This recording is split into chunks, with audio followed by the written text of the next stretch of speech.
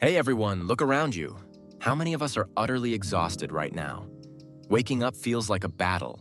The to-do list is endless, and you feel mentally drained, totally spent. This, my friends, is the reality of burnout in 2025. But what if I told you that an emperor who lived 800 years ago faced the exact same struggles? His name? Marcus Aurelius. He ruled the most powerful empire in the world, yet somehow maintained his inner peace amidst wars, plagues, and political chaos. Today, we're diving into the wisdom of this incredible philosopher-emperor to uncover revolutionary ways to overcome burnout in 2025. Stick around till the end, it might just change your life. Part 1. Understanding the enemy. What is burnout, really? Marcus Aurelius wrote in his Meditations, "It is not events that disturb people, but their judgments concerning them." In 2025, we're living in an age of information overload, social media fatigue, and relentless competitive pressure. But what truly exhausts us? First, it's our obsession with things we can't control. Marcus emphasized a core Stoic concept, the dichotomy of control. It's about clearly distinguishing between what's within our power and what isn't. For instance, your boss's mood or your company's restructuring plans are beyond your control. But your attitude towards work, your effort to learn, and your reactions to situations, those are entirely within your grasp. Second, it's the trap of perfectionism. Marcus advised, strive for perfection, but accept imperfection. In 2025, we're constantly bombarded with the pressure to be perfect in every aspect of our lives. But this drive for perfection is one of the primary architects of burnout. Third, it's our failure to focus on the present moment. We often dwell on past mistakes or fret about future uncertainties. Marcus stressed, the present moment is the only one you truly possess. Part 2. The Emperor's Morning Routine. Mastering your day. Every morning, Marcus Aurelius would wake up and say to himself, "Today, I shall meet with interference, ingratitude, insolence, disloyalty, ill will, and selfishness." Sounds strange, right? But this is an incredible psychological strategy. By preemptively acknowledging the difficulties he might encounter, he prepared himself emotionally. When those situations inevitably arose, he wasn't thrown off balance. Let's translate that into a 2025 version. Today, I'll likely deal with a toxic boss, a demanding client, tech glitches, or unexpected work changes. But these are opportunities to grow stronger, and I will respond to them with wisdom and calm. Marcus also practiced gratitude every morning. He encouraged, "When you arise in the morning, think of what a precious privilege it is to be alive, to breathe, to think, to enjoy, to love." Modern scientific research backs this up. Gratitude practices decrease cortisol, the stress hormone, and boost serotonin, the happiness hormone. To apply Marcus's morning routine in 2025, spend 5 minutes upon waking doing deep breathing and meditation. Mentally prepare for potential challenges by acknowledging them beforehand. Identify 3 things you're grateful for. Set 1 key goal for the day. This simple routine alone can dramatically shift your energy and focus for the entire day. Part 3. Turning adversity into opportunity. The Stoic mindset. Marcus Aurelius's reign was anything but smooth. Invasions from Germanic tribes, wars in the East, the Antonine Plague, even a rebellion by his own son, Commodus. It was a relentless series of crises. But how did he view all this adversity? He famously said, "The impediment to action advances action. What stands in the way becomes the way." This isn't just positive thinking. It's a concrete methodology for transforming challenges into opportunities for growth. First principle, find the lesson in every experience. Marcus believed, every experience teaches us something. Good experiences teach us gratitude. Bad experiences teach us wisdom. Imagine a project at work fails in 2025. The typical reaction might be self-blame and despair. But Marcus would have asked, what can I learn from this experience? What can I improve next time for a better outcome? Can this failure make me stronger and wiser? Second principle, view adversity as a chance to practice virtues. Stoic philosophy identifies 4 cardinal virtues: wisdom, justice, courage, and temperance. Marcus saw difficult situations as prime opportunities to hone these virtues. Conflict with a colleague at work? An opportunity to practice justice and temperance. Unexpected tasks piling up? A chance to cultivate courage and wisdom. Third principle, see the bigger picture. Marcus wrote, Look at the stars and see yourself running with them. This isn't about dismissing problems, but about gaining a broader perspective so you're not overwhelmed. Will that workplace stress or interpersonal conflict really matter in a year or 10? Part 4, Integration, not just balance, work-life harmony. Many talk about work-life balance, but Marcus Aurelius took a different approach. He didn't separate his public responsibilities as emperor from his personal philosophical introspection. Marcus famously said, "Do everything as if it were to lead to a life of service." This doesn't just mean acting altruistically, it means integrating personal growth with social contribution. For a 2025 professional, this means, instead of just working for a paycheck, find ways your work contributes to society and facilitates your personal growth. Explore how your personal hobbies and interests can connect with your professional skills. For example, if you're in marketing and love to read, use insights from your reading to enhance your marketing strategies. This way, work and life don't conflict, but rather strengthen each other. Marcus also stated, "Live as if you were to die tomorrow. Learn as if you were to live forever." This urges us to make the most of the present moment while continuously striving for growth. A major cause of burnout is feeling like we're wasting time on meaningless tasks. But from Marcus's perspective, any task can be meaningful if it allows you to practice virtues and grow. Part 5. Stoicism in the Digital Age. While Marcus Aurelius lived in an era without smartphones or social media, his philosophy is surprisingly applicable to our 2025 digital world. First, selective information consumption. Marcus advised, "Examine every impression and discern if it is true." In 2025, we're bombarded daily with an overwhelming volume of information news, social media, emails, messages, all draining our mental energy. From Marcus's perspective, we need to ask ourselves, does this information contribute to my growth? Is this information something I can control? Is this information currently necessary for me? Second, a healthy relationship with social media. Marcus urged, do not be elated by praise or dejected by criticism. Social media can easily trap us in endless comparison and a craving for external validation. Marcus would use social media like this. Instead of comparing himself to others, he'd compare his present self to his past self. He'd focus on meaningful connections and genuine communication, rather than likes or follower counts. He'd share his authentic self, not striving for a perfect, curated image. Third, harmonizing technology with humanity. Marcus would have held the view that technology and tools exist for humanity. In 2025, we're surrounded by AI, automation, and productivity apps. While these tools can make us more efficient, they can also make us busier and contribute to burnout. Applying Marcus's philosophy, use technology only as a means to achieve your core values and goals. Be reliant on technology, but not subservient to it. Prioritize time for human connection and inner reflection. Part 6. Meditating on mortality for a fuller life. One of Marcus Aurelius's most powerful teachings is memento mori, remember death. This isn't a morbid thought, but rather wisdom to appreciate life and clarify priorities. Marcus said, "Every night when you go to sleep, consider that this might be your last sleep." How does this idea help with burnout? First, it helps us focus on what truly matters. When you're conscious of mortality, you stop wasting energy on trivialities. A rude comment from your boss, office gossip, social media debates. Do these things truly matter? Would they matter to someone facing their last moments? Second, it makes us realize the preciousness of time.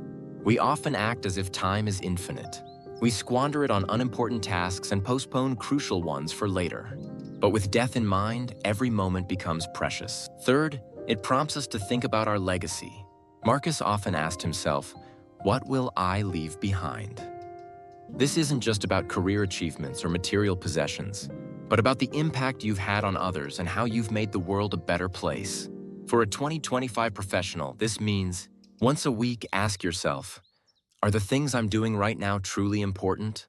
In minor conflicts or stressful situations, consider, will this matter in a year? Regularly reflect on, what kind of impact do I want to leave on the world?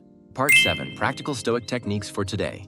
Marcus Aurelius didn't just study philosophy, he practiced it daily. Let's explore some of his specific techniques and how we can apply them to overcome burnout in 2025. First technique, negative visualization. This is the practice of imagining losing the good things you have. For example, picturing losing your health, your job, your family. While it sounds counterintuitive, This exercise significantly increases gratitude for what you currently possess. Psychological studies show this contrast effect boosts happiness. People experiencing burnout often take their blessings for granted. Negative visualization can break that cycle. Second technique, objective representation. Marcus practiced describing things as they are without emotional coloring.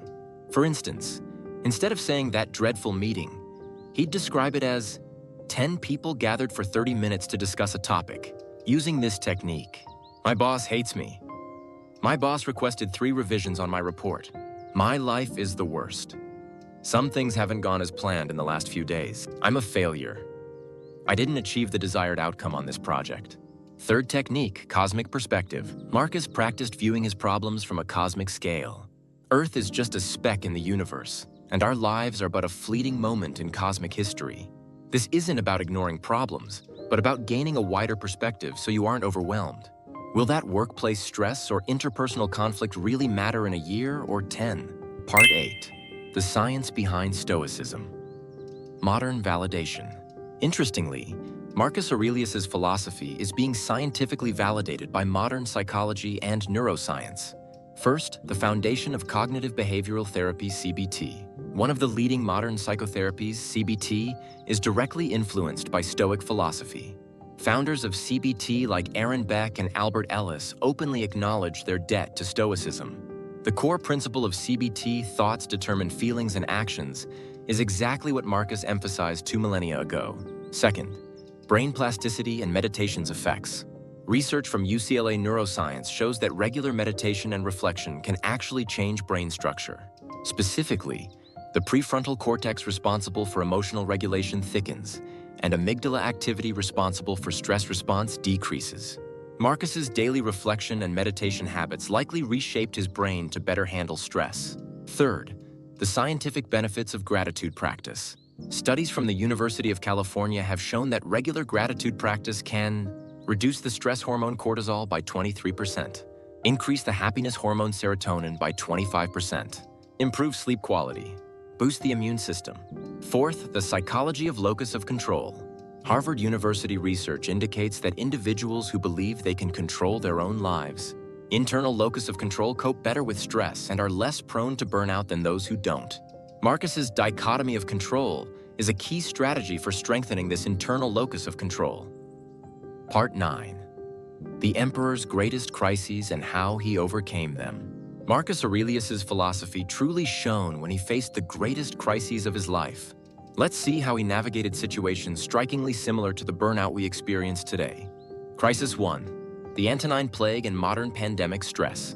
In 165 AD, the Antonine Plague swept through the Roman Empire, killing 1/3 of the population. Marcus, as emperor, had to protect his empire while personally battling fear and anxiety about death. He wrote during this time, "Death is a part of life. To resist it is to resist nature." Applying Marcus's approach to the various crises we face in 2025, acknowledge anxiety about uncontrollable external situations, but don't be overwhelmed by them. Do your best in a crisis, focusing on what you can do. Focus on what you can do now, instead of worrying about an uncertain future. Crisis 2. The Marcomannic Wars and Endless Work Stress. For almost a decade in the latter part of his reign, Marcus fought wars with Germanic tribes on the northern frontier. This is remarkably similar to the endless work stress modern professionals face. Problems would be solved, only for new ones to emerge, in a seemingly never-ending cycle. Yet, in these circumstances, Marcus gained his deepest philosophical insights. He wrote much of his meditations on the battlefield. The impediment to action advances action. What stands in the way becomes the way. This isn't just encouragement, it's a concrete method for transforming difficult situations into opportunities for growth. Crisis 3. Family betrayal and relationship wounds. One of Marcus's greatest personal wounds was the betrayal of his son, Commodus. The son he cherished and loved completely abandoned his father's philosophy and values, becoming a tyrant. This mirrors the pain of family conflict, betrayal by colleagues, or friends in our modern lives. Marcus said in these situations, "If someone harms you, that is their problem. How you choose to react to that harm is your choice." Crisis 4. Health deterioration and physical limitations. Marcus suffered from poor health throughout his life, including stomach issues, respiratory illnesses, and chronic fatigue. These are very similar to the physical symptoms of burnout experienced by many today. However, he never used his physical limitations as an excuse. Instead, he prioritized mental well-being, stating, "A healthy mind can shine even in an unhealthy body." Marcus's 3 principles for crisis management. Acceptance of reality principle. Accept what cannot be changed, and do your best with what can be. Opportunity for growth principle. See every difficulty as training to become stronger. Greater purpose principle, act for a greater good beyond personal suffering. These principles remain highly relevant for us, exhausted by burnout in 2025. This is precisely how Marcus Aurelius managed to maintain his personal tranquility while governing the most powerful empire in history. Part 10. Marcus's 7 key strategies for overcoming burnout in 2025. Based on the wisdom of Marcus Aurelius we've explored, let's summarize 7 practical core strategies for overcoming burnout in 2025. Strategy 1. Morning mental preparation. Marcus began each day with mental preparation. Applied to 2025, before checking your phone, take 5 minutes for deep breathing. Affirm, "Today, no matter what challenges I face, I will respond calmly." Identify the single most important task for the day. Strategy 2. Emotional objectivity. Practice observing emotions without getting swept away by them. Instead of "I am angry," say "I am experiencing the emotion of anger." Instead of "This situation is terrible," say "This situation did not meet my expectations." Observe emotions by detaching them from yourself. Strategy 3. Clarify your control. 90% of stress comes from worrying about things you can't control. Each evening, distinguish between what I could control today and what I couldn't. Deliberately stop worrying about uncontrollable matters. Focus your energy on areas within your control. Strategy 4. Redefine adversity. Shift your perspective to see difficulties as opportunities for growth. This problem is overwhelming. What can I learn from this problem? Why is this happening to me? How can this experience make me stronger? Embrace every difficulty as a life lesson. Strategy 5. Focus on the present moment. Escape past regrets and future anxieties by concentrating on the now. Dedicate time to consciously focus on your breath. Be 100% engaged in your current task. Avoid multitasking, focus on one thing at a time. Strategy 6. Prioritize through mortality awareness. Focus on what truly matters by contemplating death. Ask yourself, if I were to die in a year, would what I'm doing now truly matter? Don't waste energy on trivial conflicts or stress. Invest time in truly important relationships and values. Strategy 7. Maintain community spirit.